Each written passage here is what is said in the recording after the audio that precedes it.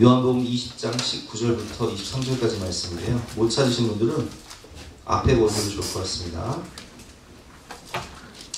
이날 곧 안식 후 첫날 저녁 때에 제자들이 유대인들을 두려워하여 모이는 곳에 문들을 닫았더니 예수께서 오사 가운데 서서 이르시되 너희에게 평강이 있을지어다 이 말씀을 하시고 손과 옆구리를 보이시니 제자들이 주를 보고 기뻐하더라. 예수께서 또 이르시되 너희에게 평강이 있을지어다. 아버지께서 나를 보내신 것 같이 나도 너희를 보내노라. 이 말씀을 하시고 그들을 향하사 숨을 내쉬며 이르시되 성령을 받으라. 너희가 누구의 죄든지 사하면 사하여질 것이요 누구의 죄든지 그대로 두면 그대로 있으리라 하시니라. 아멘.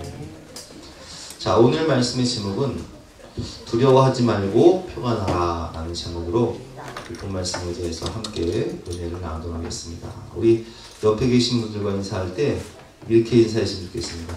두려워하지 마시고 평안합시다. 이렇게 인사했으면 좋겠습니다. 두려워하지 마시고 평안합시다. 아멘. 그런데 인간은요 참 이렇게 두려운 게 많아요. 무엇이 이렇게 두려울까요? 첫 번째로는 인간이 두려운 이유는 죄 때문에 두렵습니다.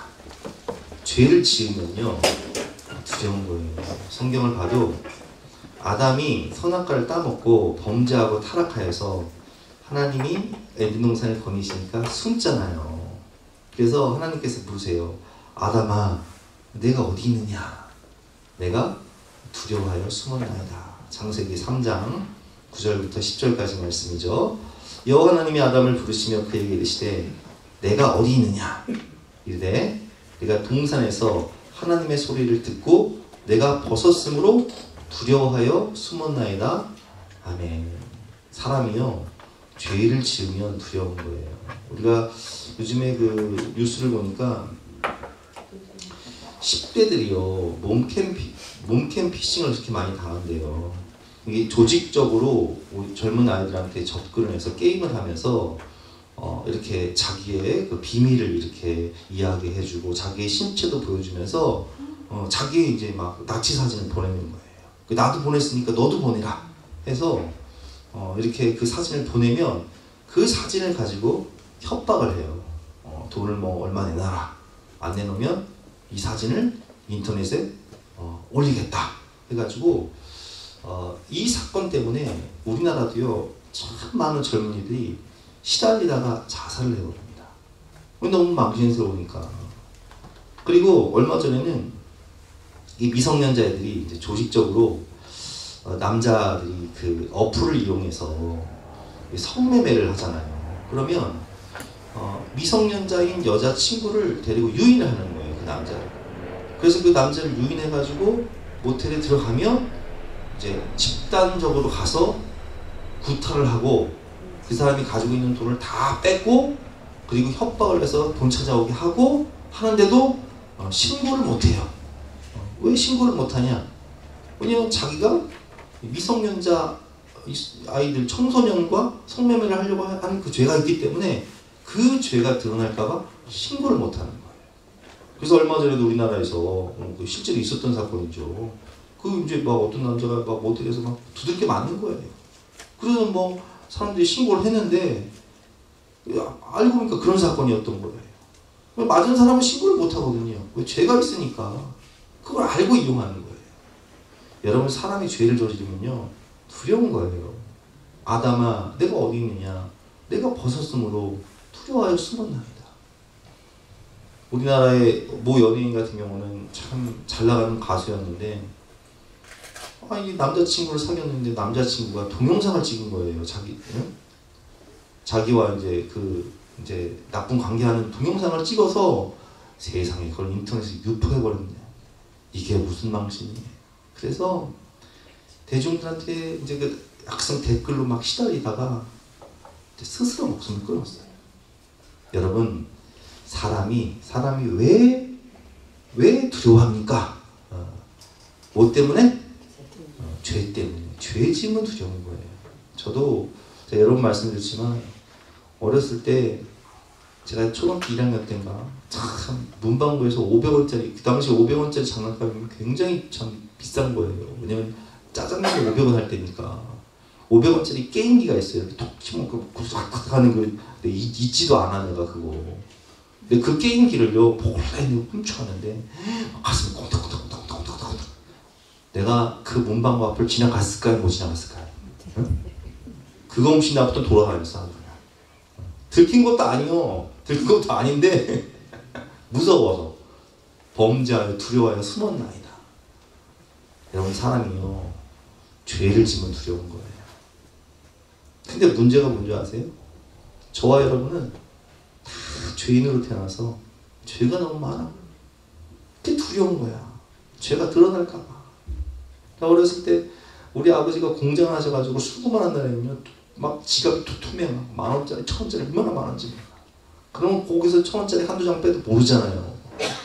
그러면 이제 몰래 아버지 주머니에서 1,000원짜리 한두 장을 빼. 나 별짓을 다 했어 진짜. 내가 보니까 내가 간증하려고 한 것 같아 내가. 그죠? 뭐 저만 한 건 아니죠? 대부분 하셨죠? 저금통도 털어보고 돼지 저금통 털어보고 이렇게 몰래 500원짜리도 훔쳐보고 근데 그날은 아버지를 못 보는 거예요. 여러분 그렇습니다. 인간이 왜 두려워하냐면 죄인이기 때문에 두려운 거예요. 죄를 짓기 때문에 두려운 거예요. 두 번째는 우리가 무엇 때문에 두렵냐? 죽음이 두려운 거예요. 여러분 죽는 거 두려우시잖아요. 인간은 한 번 죽는 것은 사람에게 정한 것이기 때문에 안 죽을 수가 없는 거예요. 그래서 우리는 우리 할머니 권사님들 다 경험하셨잖아요. 부모님이 세상에 나를 낳으시고 길러주신 그 부모님, 아버지, 어머니가 다 이제 가셨어. 늙는 것을 피할 수 없고 죽는 것을 피할 수 없고 아픈 것을 피할 수 없어. 그리고 우리 할머니 권사님 독수리 오영재 우리 독수리 오영재 다 나오셨네. 독수리 오영재 우리 권사님들 남편들 다 보내셨잖아. 그렇잖아요. 아이 뭐 내가 이럴 줄 알았나? 그 양반이 이렇게 갈 줄 알았냐고요. 다 가셨어. 주여. 우리 사모가요. 어릴부터 오늘까지 이제 오림교회 사모 세미나를 갔어요. 오림교회 목사님이 김은호 목사님 참 좋으신 분인데 사모님들이 하도 막 우울증에 걸리니까 대한민국 사모님들이 60% 우울증이래요. 그래서 야 이러다 교회 큰일 난다. 사모님이 행복해야 목사님도 행복하고 목사님이 행복해야 교회도 행복하니까 사모님 세미나를 하겠다 가지고 막 2박 3일 동안 이제 사모님들 아주 극진하게 대접을 하고 이제 막 잘 뭐 아주 유명한 뭐 김창옥 교수 같은 그런 유명한 강사들 막 초청해가지고 막 강의를 듣는 거예요. 너무 막 즐거운 은혜의 시간을 막 보내가는데 거기서 한 그 사모님이 간증을 하시더래요. 간증. 내가 3년 전에 다시 이 사모 세미나를 신청을 했는데 코로나 때문에 중단이 돼가지고 내가 3년 만에 드디어 오게 됐다. 근데 3년 전에 나를 이 세미나에 신청해준 우리 남편 목사님이 세상에 얼마 전에 이 코로나 전국에 교통사고로 가셨다는 거예요. 근데 이 사모님이 필리핀에 선교를 갔다가 이제 들어와서 그때는 이제 코로나 시국에는 격리가 있었잖아요. 격리. 그래서 격리가 된 상태인데 세상에 목사님이 교통사고를 당해서 장례를 치르는데 여러분 그때 뭐 코로나 시국에 장례가 어디 있어요. 그래서 남편 목사님 가는 것도 못 봤대요. 그 간증을 듣고 그냥 막 사모님 다 울었대요. 그리고 또 이제 분위기를 전환하기 위해서 즐거운 시간을 갖기 위해서 이제 게임을 한 거예요. 한 목사님을 딱 초청해가지고 이 목사님이 가면을 썼어. 그 음성을 변조해서 누군지 알 수 없어. 그래서 이 목사님이 이제 누군지 알 수 없으니까 우리 옛날에 누구냐 이상형 뽀빠이 아저씨가 그 진행하던 그 군대 군인들 나와가지고 엄마 맞히는 그런 거 게임처럼 이 목사님이 딱 나와서 이제 딱 얘기를 들어보고 내 남편이가 생각하는 사람들 다 해가지고 10명이 나왔대. 10명이 나와가지고 하나하나씩 질문을 해가는 거야. 당신이 혈액형은 무엇입니까? 뭐 B형입니다. 뭐 나이는 어떻게 됩니까? 몇 살입니다. 목회는 몇 년 했으면 몇 년이다. 이렇게 이제 질문을 해나가는데 하나 둘씩 떨어지고 2명이 남았대. 사모님 2명이 남았대. 막 배꼽 빠지게 막 웃는 시간이었는데 재밌으니까.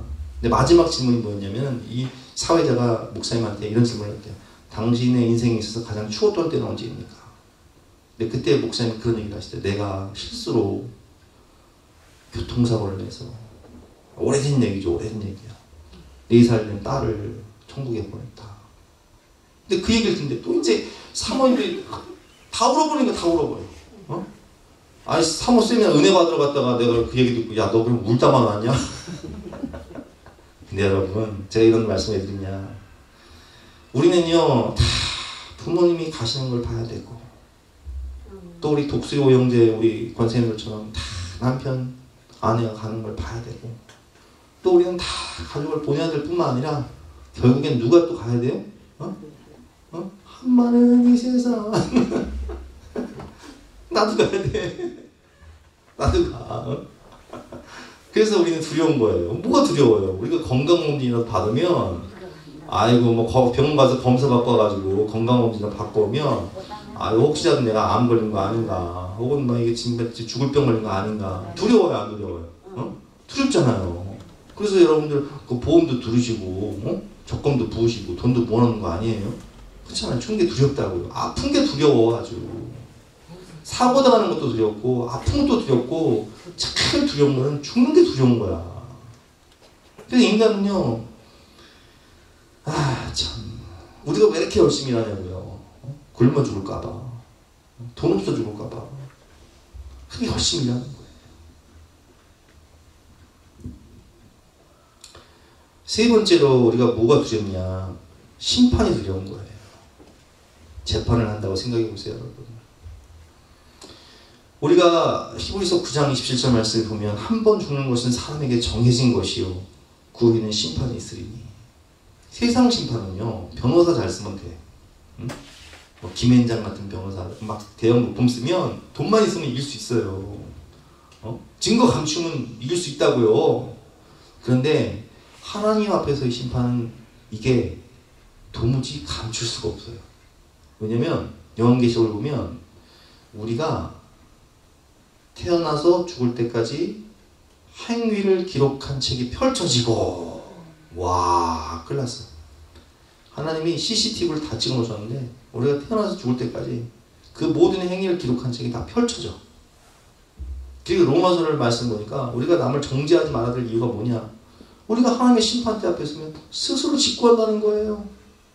자백한다는 거예요. 하나님 앞에서 죄를. 주여, 큰일 났죠.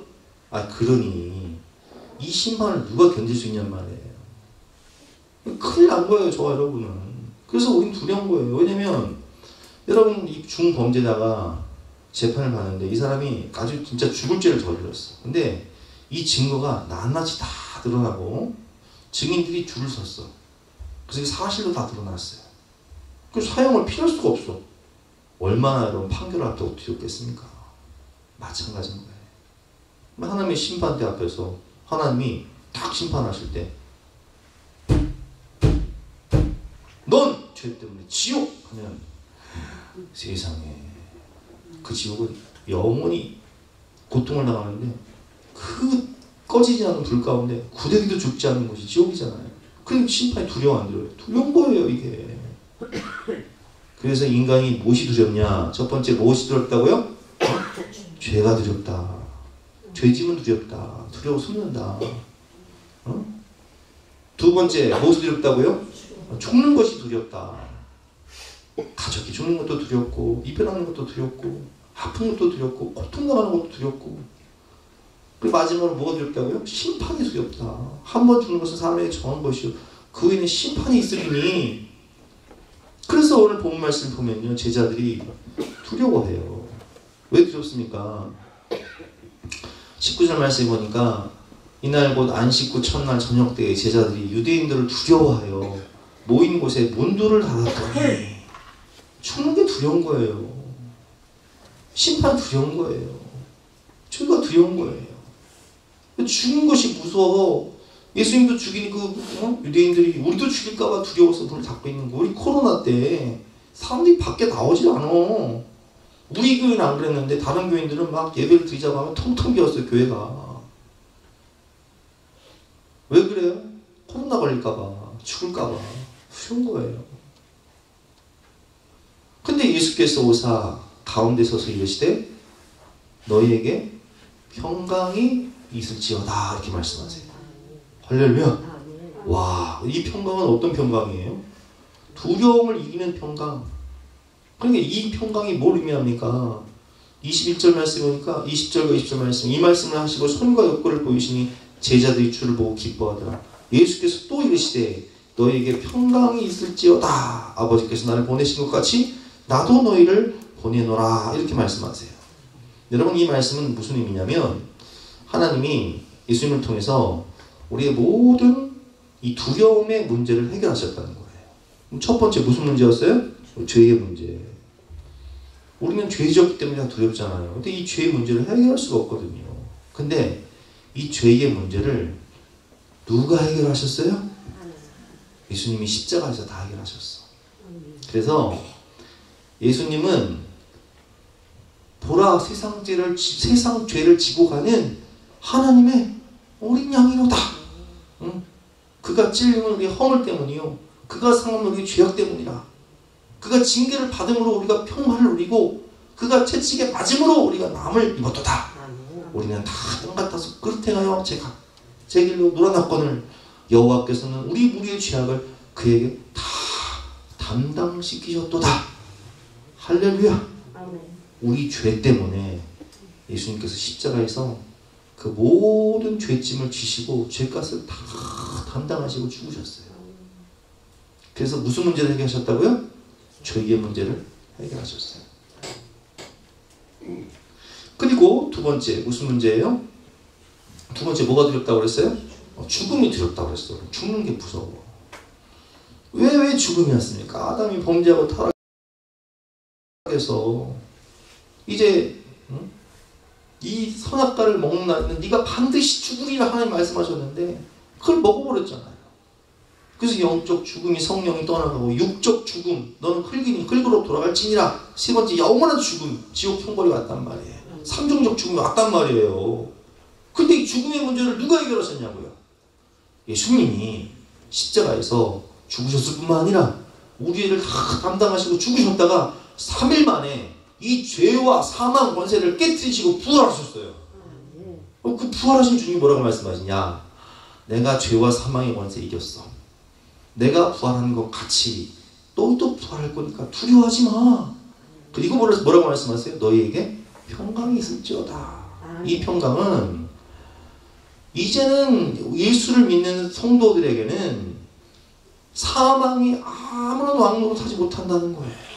왜냐하면 예수님이 부활하신 것처럼 우리도 부활의 영광에 참여하고 부활의 산소망을 가지고 살아가기 때문에 우리는 부활하여 천국 들어갈 것이기 때문에 죽음이 천국 들어가는 관문이라고 말씀을 드렸죠. 그래서 두려움이 사라지는 거예요. 그래서 평안하라고 말씀하시는 거예요. 세 번째, 뭐가 두렵다고 했어요? 심판대 앞에서 우리의 모든 죄가 다 드러나고 행위를 기록한 책이 펼쳐지고 우리가 막 태어날 때부터 죽을 때까지 행했던 모든 것이 CCTV를 보듯이 녹화된 것이 틀어지듯이 낱낱이 죄가 다 드러나고 우리가 직고하고 우리가 증언하고 우리가 고백하고 자백하게 될 때 예수님께서 우리 옆에서 변호인이 되세요. 변호자. 뭐라고 말씀하시냐? 내가 십자가에서 테텔레스타이 이 죄 때문에 십자가에 죽었습니다. 그리고 이 하나님의 자녀가 예수를 믿고 회개하고 죄사함을 받아 영접한 자, 곧 그 이름을 믿는 자들에게는 하나님의 자녀가 되는 권세를 주셨으니 그러므로 내가 모든 그 죄값을 십자가에서 테텔레스타이 다 청산하고 갚았는데 당연히 우리는 예수를 믿고 회개하고 죄사함 받았기 때문에 우리는 천국, 그러니까 심판이 통과가 되는 거예요.